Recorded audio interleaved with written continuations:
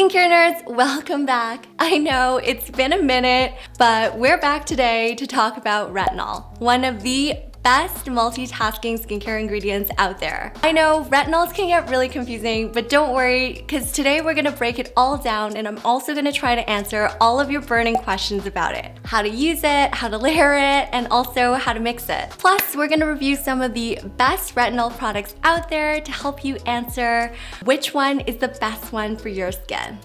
Let's get into it.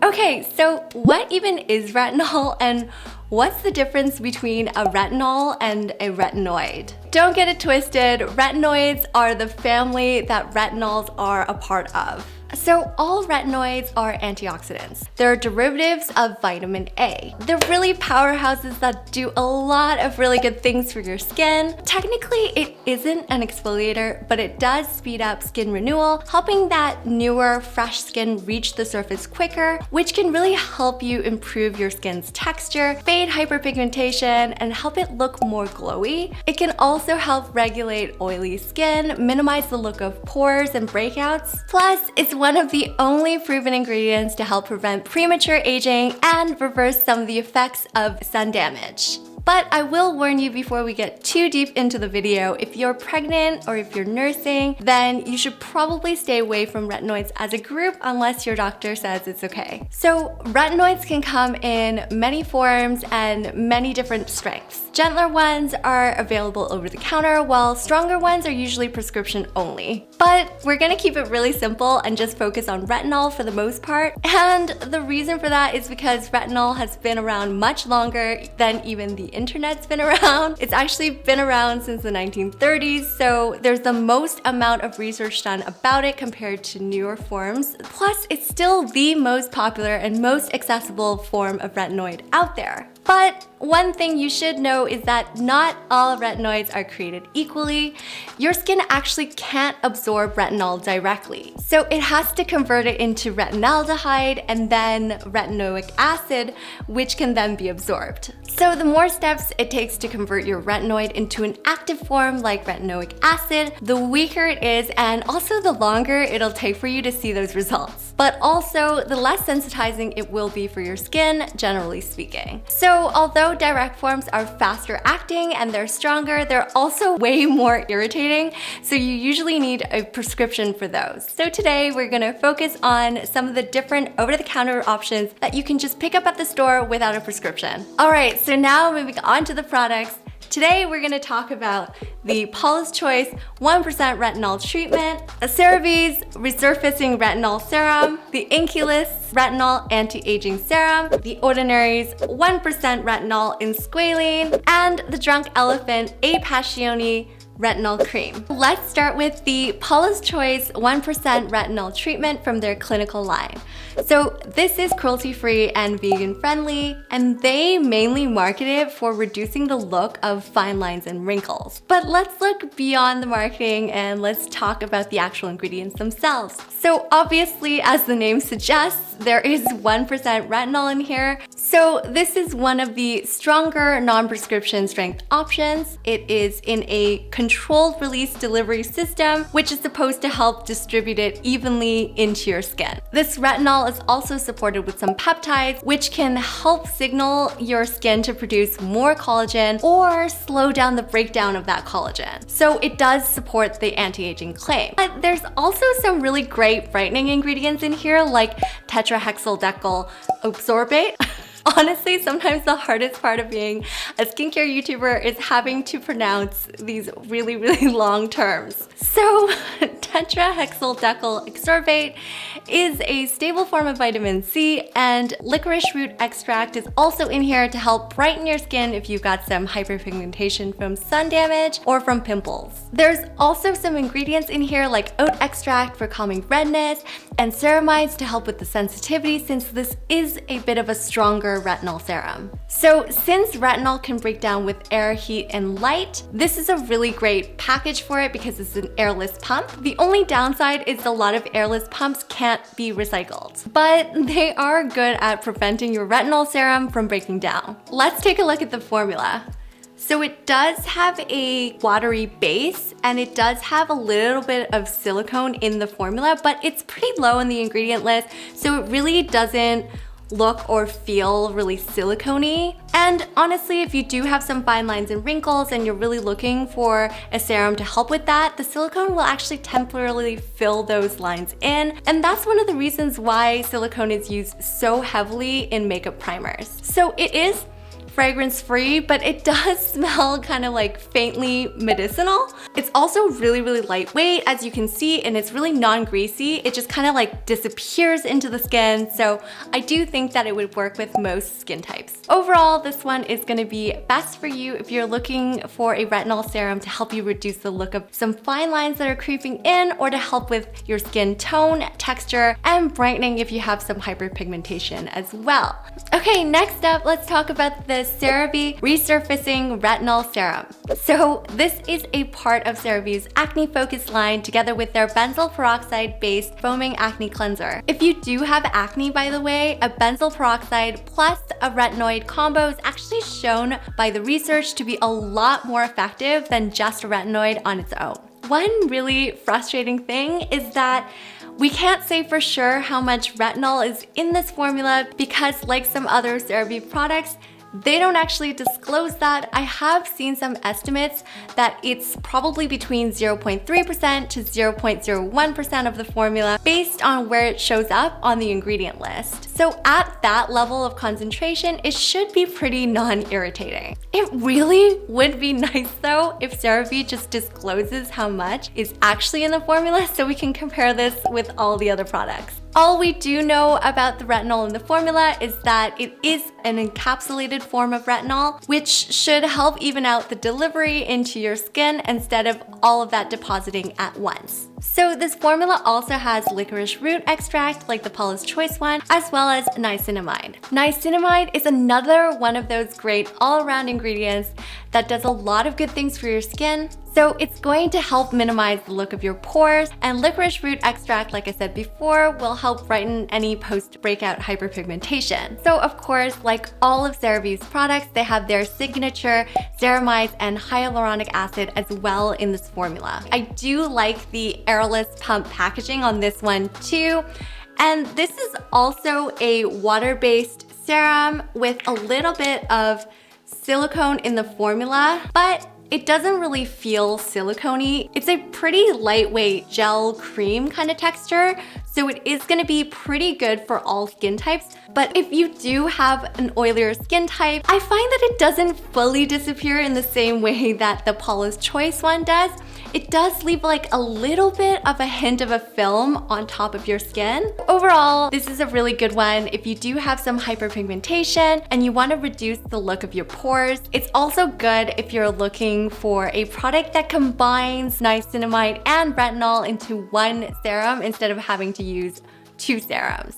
I would also say that it's a pretty gentle formula, so there's probably going to be less of a chance that you'll experience any kind of irritation with this, and I think it would be a really good one for you to start out with. But again, we can't be totally sure about that, so still go low and slow with this just in case.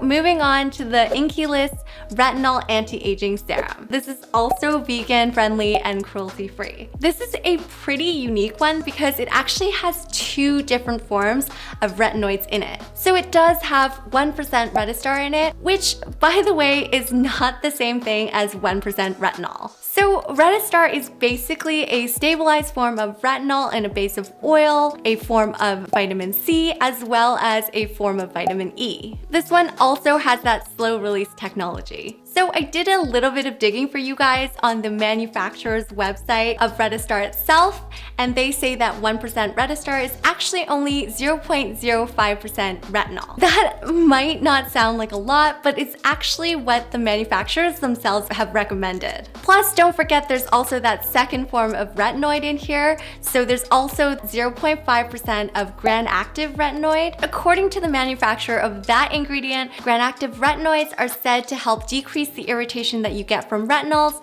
while still being effective because it doesn't have to be converted. It actually binds directly with the retinoid receptors in your skin. So in terms of the supporting cast of other ingredients in here, there's also squalane and hyaluronic acid for hydration and helping you prevent that transepidermal water loss, as well as peptides for collagen signaling. So as you can see, this doesn't have airless pump packaging, but it is opaque, so it's going to block out the light. So this is also a water-based serum with some dimethicone as a texture enhancer again, but this one really does not feel silicone-y. It's really light in texture and just kind of completely disappears into your skin, but it does leave a little bit more of like a satiny finish compared to the Paula's Choice. Overall, I do think that this is gonna be a little bit more moisturizing than the Paula's Choice one, but it doesn't leave like a film like the CeraVe one does, and I think it's gonna be good for all skin types.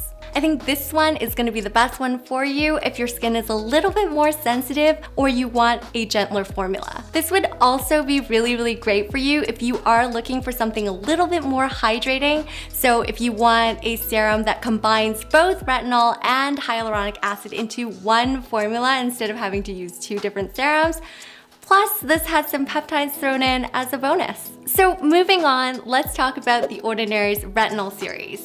So they come in 3 different concentrations of pure retinol, 0.2%, 0.5%, and 1%. So like a lot of the other products we talked about today, they are also cruelty-free and vegan, but they're also water and silicone-free. And just so we can compare them to the other serums, I'm gonna be talking about the 1% retinol formulation in squalane. This does have a 1% concentration of pure retinol in it, and it doesn't seem like they've included any kind of slower release technology, so it might feel a little bit more irritating than some of the other formulas with 1% retinol. However, it is in a base formulation with squalane as well as jojoba oil to help buffer that irritation a little bit. So I don't really love the packaging because it's obviously not airtight or light blocking. And both retinol and gram-active retinoids actually break down from air and light, so if you do want to prolong its shelf life, you might want to pop this into the fridge. Okay, so this is oil-based, so it's obviously very different from the others.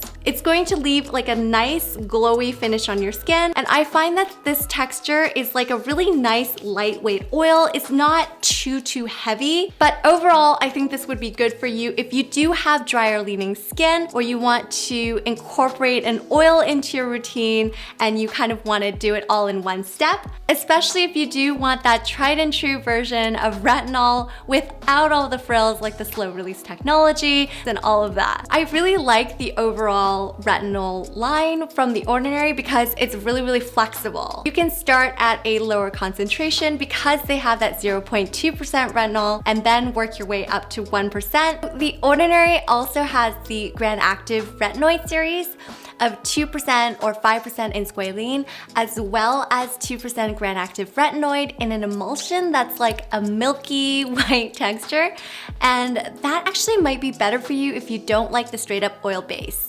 I might do a breakdown of all of the Ordinary retinols in another video, but for this one, I really just wanted to keep it simple and compare retinol with retinol. Do let me know down below though if you want me to go over them in a separate video. So now moving on to the Drunk Elephant a-passioni retinol cream.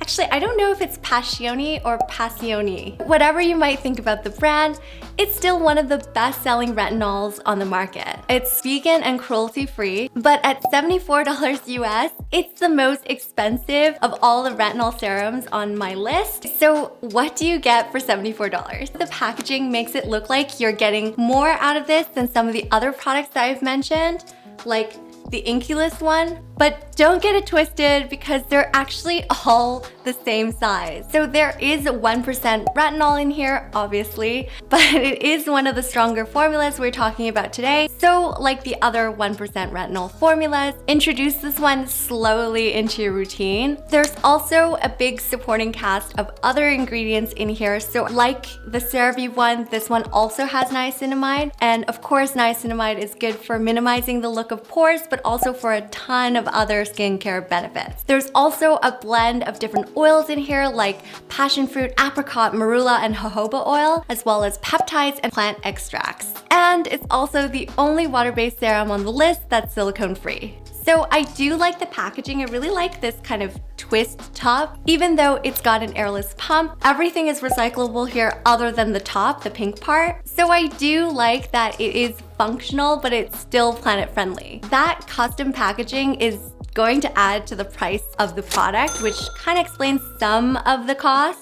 I think this is another one that's good for all skin types, and even though there's a blend of oils in it, it actually feels really lightweight and not too greasy, and it kind of just leaves your skin feeling really smooth afterwards. So it does feel really nice, but do you really need to spend $74 on retinol cream? No, you can definitely go with a more budget-friendly option unless you really don't like any silicones in your skincare, or if you really like the added oils and extracts in here, or if you really like this brand. So I wanted to really quickly talk about a prescription strength retinoid that you can get over the counter so you can get a sense of what else is out there. If you're really struggling with acne and not just a small pimple here or there, retinol might not be strong enough. That's why a lot of retinol products are actually marketed as anti-agers instead of acne helpers. But if you're in America, you can get 0.1% adapalene over the counter from Differin or La Roche-Posay.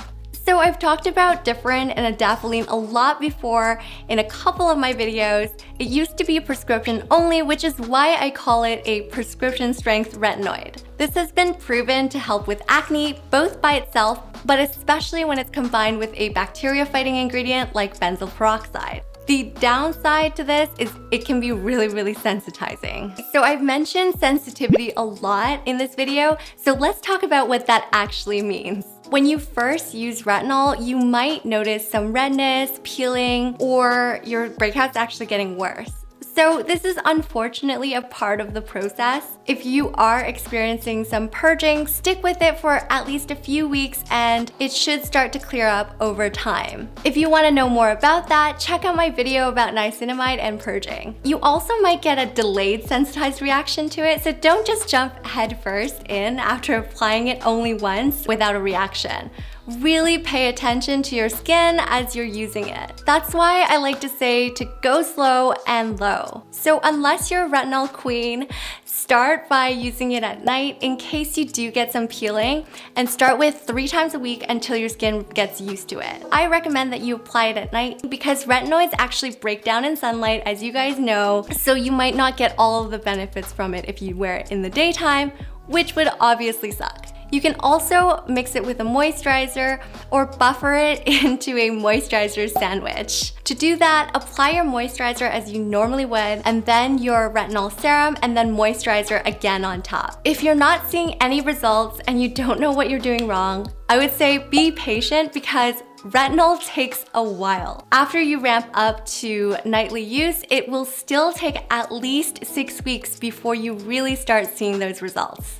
So stick with it, you got this. To apply it after you cleanse and tone, just apply a small pea-sized amount over your whole face, and be careful to stay away from your lips and your eye area because those areas are a lot more sensitive. As for mixing and layering, I would highly recommend including a moisturizer and hyaluronic acid into your routine, unless you're using the ordinary one because that one already has a squalane base. But you can still add a moisturizer on top or a hyaluronic acid serum underneath if you do need that extra bit of moisture or hydration. If you need a recommendation, I really like the Inkey List hyaluronic acid serum because it doesn't feel sticky and it's at a great affordable price point. If breakouts and acne are an issue for you, a lot of research shows that retinoids are the most effective for treating acne when it's actually also combined with an antibacterial ingredient like benzoyl peroxide, which fights the P. acnes bacteria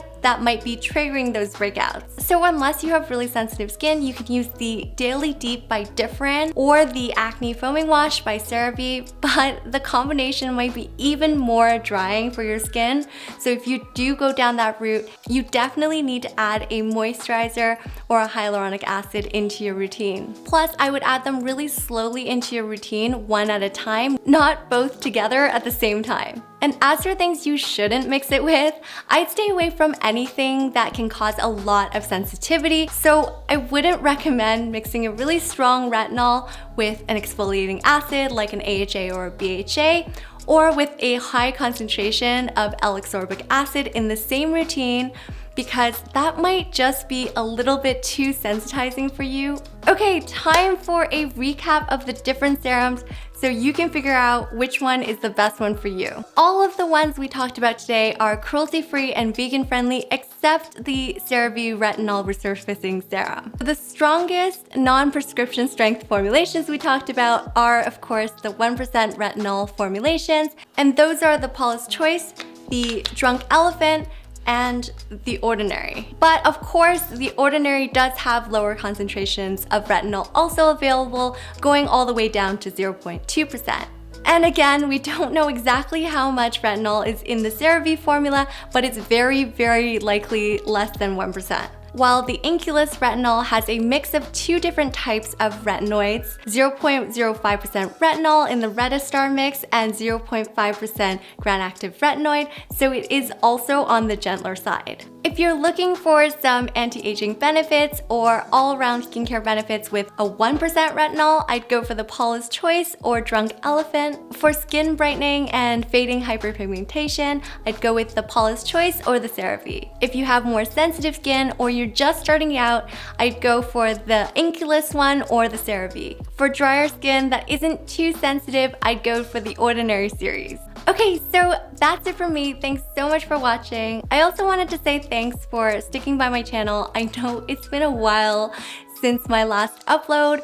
I just moved across the country, so that was kind of stressful. Thanks for being so patient and supportive throughout everything this week. There was a lot of drama this week. YouTube randomly deactivated my account, plus there was a power outage of my whole blog as I was shooting this video. But I'm back and I'm working hard to get back to my regular weekly upload schedule, so stay tuned for more videos. Okay, with that said, if you like this video, don't forget to give your girl a like and subscribe and hit that notification bell so you don't miss out on any more informative skincare videos like this one.